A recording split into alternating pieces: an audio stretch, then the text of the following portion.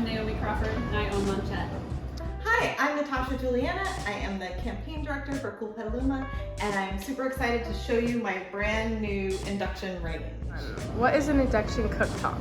It's an electronic cooktop that doesn't use natural gas. It's very easy to clean, easy to cook on, and we love them here. So one of the things that I love about this range is that it works really well with my existing cast iron pans. I love cooking with cast iron.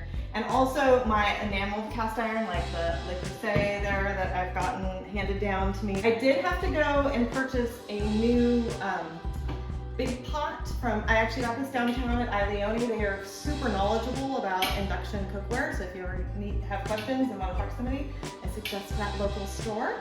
And this is just made specifically to work with induction, because the trick with induction is it's not like normal electric stoves. It actually uses magnets.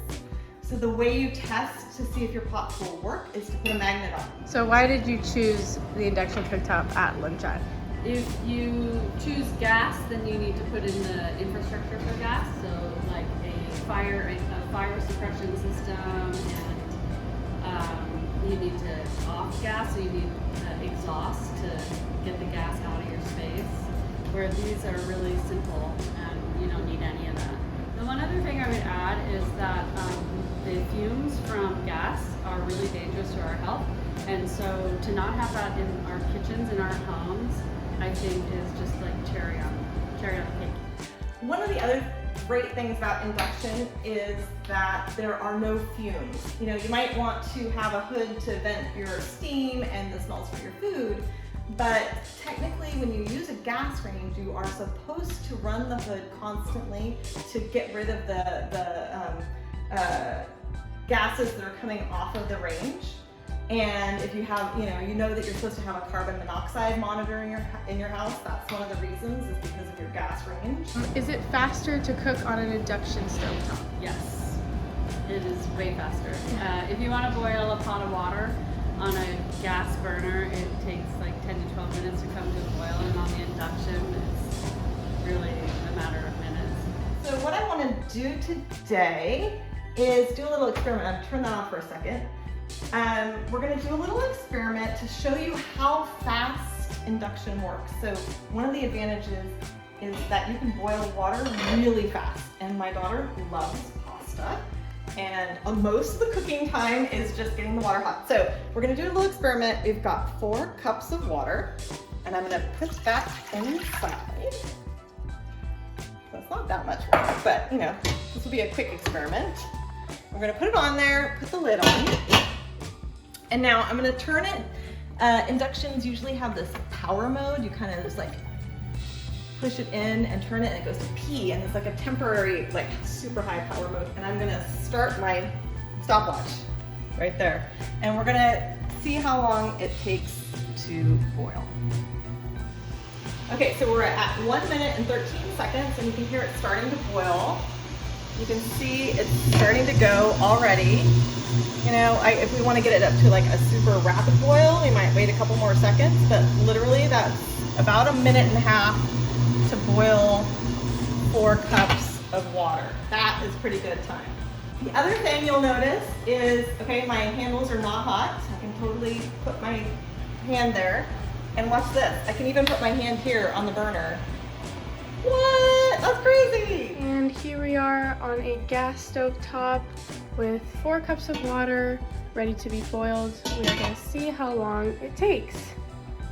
Alright, so it started to come to a boil, as you can see, and we are at almost 9 minutes. Is it easy to learn how to use or switch to an induction cooktop?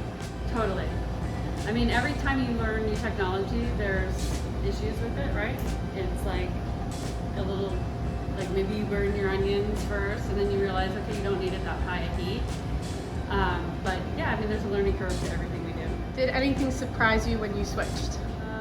I think how fast you can cook on it, and that you can get really even cooking times, so cooking temperatures. And so like in cooking, I'm so used to gas, you set it where you want it, and so I had to relearn, like, okay, I need to set the temperature where I want it, but that you could cook pretty much anything you want to cook perfectly. The other nice thing about induction is that it's a really nice even heat.